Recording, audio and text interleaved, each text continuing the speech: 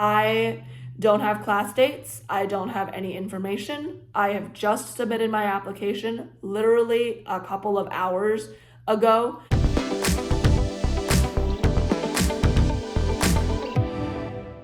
Hey guys, it's Hope.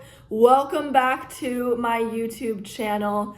This is actually take 2 of the video that I've been trying to make for the last half an hour because my camera failed me.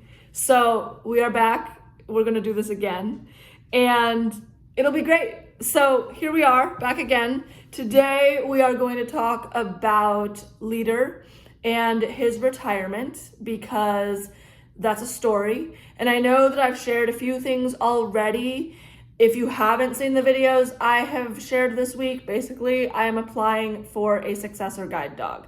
And this video will give you all the details as to why. So back in May, like early May, I noticed that he was slowing down. I noticed that when I tried to hype him up, give him a lot of praise, give him a lot of energy, good boy, that type of energy, he didn't really respond. Usually that energy would make him like bolt. He would be like, yes, let's go. But he just didn't. And he was slower than he usually is. And so I was like, okay, he's a little bit slower. I'm a little bit concerned, but I can maybe work with this. But I was really, really worried because I had seen this kind of pattern before of like, he slows down, I worry about it, and then it actually turns out to be fine. And so I was like, is this another false alarm? Am I like worrying myself up into something that's not going to happen yet? And so I just started, instead of continuing to be very emotional and very concerned, I was like, you know what? I'm just going to try and be observant. I'm just going to try to figure out what's going on and try to just observe the behavior without coming to any conclusions yet. And so I did that, and I started being less emotional, and he started picking back up. And so I was like, oh, okay, it's just me. Not a problem. But then as I kept working him through the rest of May, through June, through a little bit of July, I just kept noticing. I was like, something's off. Something's different. I don't know what, but the harness feels weird. I was noticing that instead of the harness having that like loose feeling rhythm to it, it was like still. It was like jolting. And so it was very stiff. And like I could still follow him, but it was stiff. There wasn't any like give to it. And I was like, I don't know what's going on. Like we're a little bit slower than normal and we're a little bit slower than my normal pace, but that's okay. I can deal with it. It'll be fine. But in the back of my mind, I was just worrying. I was like, is this the year? He's 8. He's going to be 9 in November. Is this the year that I might need to think about retirement? Is this the year when I might need to think about applying for a successor? I don't know. And so then my guide dog trainer, as she does every single year, said, hey, I'll be in town. When can we visit? When can we do a follow-up? And I was like, oh, great. Maybe I can get some advice from her. And so we did that follow-up visit. That was July 13, so 2 weeks ago, we did that follow-up. And she asked, how's everything going? And I told her, I said, he's slowing down. I don't know what's going on with the harness. When I put the harness down, because I'll like take the harness and I'll like shake it and I'll be like, harness. And he will just jump right in, no problem. As a matter of fact, it used to be that when I held the harness, he would get so excited that I literally could not hold him back from leaping into the harness. He was so excited. And now it's like when I ask him to harness up, he will kind of look around, check things out, and then he'll be like, okay, I'll harness up. And he'll just leisurely like walk into the harness. And so that already tells me a little bit. And so I showed her that, and she was like, yeah, I can see that. I'm not too concerned about it because he did go in. She told me, she was like, the reason that you might be very concerned and think about retiring earlier rather than later is if he actually were to refuse the harness by bolting, like trying to leave the harness. And I was like, okay, that makes sense. And so I was like, okay, I want to see if you can like watch us walking and see if you see what's happening. And she was like, yeah, of course. So I got him in harness. I like picked up the harness handle. I was like, lead her forward. And we moved. And I was like, see, we're pacing and he's still guiding, but it feels really weird. And she was like, okay, it feels weird because he's limping. And I was like, he's what? And she was like, he's limping. And I was like, oh, that's not good. And so I stopped. And she explained to me that I was overwalking my dog, which is something that is common when I am used to a very certain pace and speed and pull. And when he starts to slow down, he can't give me that same pace that I'm used to. And so what a guide dog team should be is they should be up in front and the handler should be in the back, kind of right alongside like this, right? So if my left hand is the dog and my right hand is me, then my right hand, if my right hand is touching my left hand, my right hand should be just behind the like second knuckle of my thumb, right? And so this is how a guide dog team is supposed to move. When I was overwalking him, I was actually up here by his shoulder blades. So by like my two thumbs touching each other. So even though I'm still behind him, even though the rest of my fingers are behind the rest of my hand, I'm still up past his shoulder or past the point where I should be. And so that means that the harness was actually digging into his shoulder blades and causing him to feel that discomfort.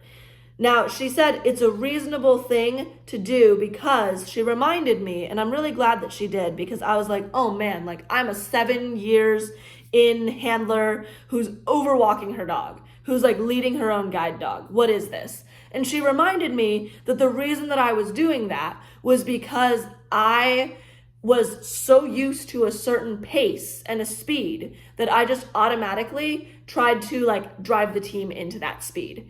And she was like, that's perfectly natural behavior. And so she basically just reminded me, like, I just have to slow down.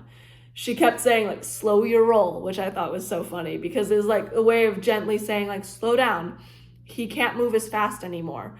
And so when I was here, when I was like past him and overwalking him, I was actually pushing him to a speed that he could maintain and did maintain, but actually didn't want to maintain. And so when I dropped back into proper guiding position, I noticed that he was actually a lot slower than I at first anticipated.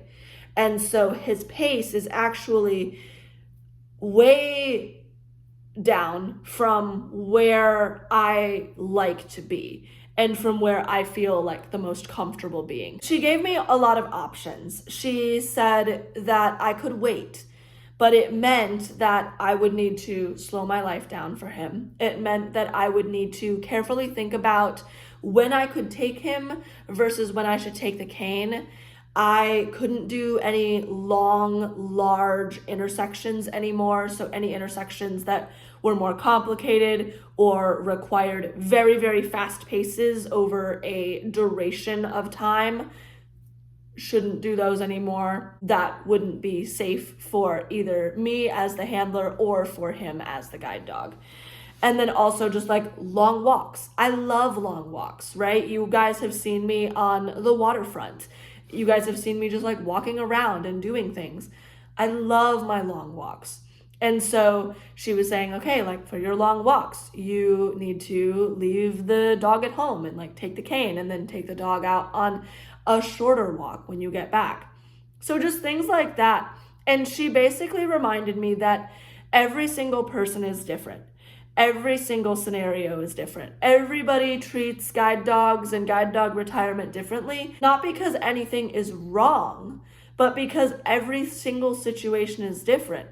And what I need a guide dog for is something that someone else might not need a guide dog for. What I need in a guide dog is a very fast pace, loves walking, enjoys challenge, loves the city life, crosses streets with me, enjoys it all. He was that for me, and he did a really, really good job. And now, my guide dog trainer, she used a perfect phrase. I've outgrown him. And that's not wrong, and that's not unethical. It just is what it is. It is the cost of being with a living, breathing mobility aid, someone who has walked with me through everything. And so we talked about it. She gave me options. I emphatically said that I did not want to use the white cane for a really long time. And so after talking about it and her giving me all the options and then her leaving, I knew what I wanted to do. And I knew what I wanted to do before she even left. And I kept saying, I knew this day was coming. I knew that this conversation would happen today. And she said, yes, it's the hardest decision you'll ever have to make. And it's so true. And so after she left that day, I just kind of sat down and again, just kind of reviewed what we'd talked about and thought about it. And I decided that I needed to apply for a successor and I needed to start that process. And so I was like, okay, but I'm gonna wait. I want to make sure that we find a good place for him to go before I start working on this application process. And after a week of waiting and just being like, okay, I'm gonna figure this out. I'm gonna lock this in first. My loved ones very graciously told me that I need a successor, that I've said that I need a successor, that he is slowing down, that I have made my decision, and where he goes absolutely impacts him and it impacts me, but it doesn't impact the decision to apply for a successor. And I was like, okay, you're right. So this Monday, literally 5 days ago, I started the application process. I turned in my pre-assessment, which basically told my guide dog school, and yes, I'm going to the same school. I love my school. They are amazing. They do good training. They do good work. They matched me with a great dog last time. I have no doubts about the next time. And I know that the follow-up, the annual communication, the constant knowing that I have a trainer in my corner all the time that I can email, that I can communicate with and ask questions to is just really, really comforting. And so I will be going back to my same guide dog school. So I filled out the pre-assessment, let them know that I need a successor, and the next day they sent me an application. And so Tuesday to today, I have been working through that application steadily. I've been answering questions about what I learned from Leader. I've been answering questions about what I'm looking for in my next guide, my successor guide. I was answering questions about my daily routines, my life, what I do, how I envision a dog would fit into my world and how they would help me, just all of this stuff. And today, I submitted my application. I got everything done. I got all the questions answered. I answered all the questions about my vision. I answered all the questions that are open-ended about my life and what I need. I filled in the information that they needed from me, and I was about to hit submit. I was so excited to hit submit, and I was like, I can't do this. I froze. I was like, this is me actively choosing to close a chapter with a dog who has literally been by my side non-stop. He's been through it all with me, He has been through college. He's been through every single major milestone in my life. He's been through so much. He's my first guide. I don't know what it's going to be like transitioning. I'm honestly scared and frankly anxious and terrified about this process, because I've heard that the first to the second is so rough. And I don't know what that means. And I know that I was not prepared for all of the emotions that have come up so far, just from submitting the successor application. So I am very concerned about what's to come. But I know that it will be worth it. I just don't know what it will look like. And I have no knowledge. I don't know anything at all. I don't have class dates. I don't have any information. I have just submitted my application literally a couple of hours ago. As of the time that this is going to be posted, it will probably have been like less than 6 hours since I applied. It will have been less than 6 hours since I have submitted my application. And so I don't know anything. And I think that it would be valuable to bring you on this journey with me as I walk through this and real-time processing through all of the limbo stages, because right now I'm in limbo. It is off to the guide dog school. I don't have any knowledge of what's happening or any control of what the timeline is going to be now. And so I will keep you updated as I receive information in real time. I will be posting videos on just like what my thoughts are, what my feelings are, just how I'm doing and how I'm coping with all the limbo and just processing emotionally with you all and for you all. And I hope that this helps someone, either another handler or someone else, or just someone who wants to learn more about the guide dog retirement process. I just hope that this helps whoever it helps. And I know that this is going to be a full journey. And I will be posting, again, I'll be posting videos. They will all be in one playlist so that you don't have to like go across my channel looking for it. I'll be putting every single video about his retirement into Leader's retirement playlist. That's where they will all live. So if you are coming in and you don't know where to go for updates or information or anything like that, that's the place to check out. Leader's retirement, all of the videos will be there. They will be in chronological order. And yeah, if you want to follow this journey and just see where this goes and how it progresses and how fast or slow or quickly or whatever it progresses, then feel free to subscribe to my channel and you will get updates as I get them as quickly as I can, and most of my updates will be in the form of shorts. I will do probably very little long form videos like this, just because my updates will be like, this is how I'm doing today, or like, this was something weird that happened today, or, oh, this is what's happening with Leader, or this is what's happening with the application. So very short form videos, but very few long form like this. I might do a few more just depending on what happens. It really, really depends. Like I literally don't know what's going to happen. So I don't have any set schedule or any plans for how I'm going to release this content.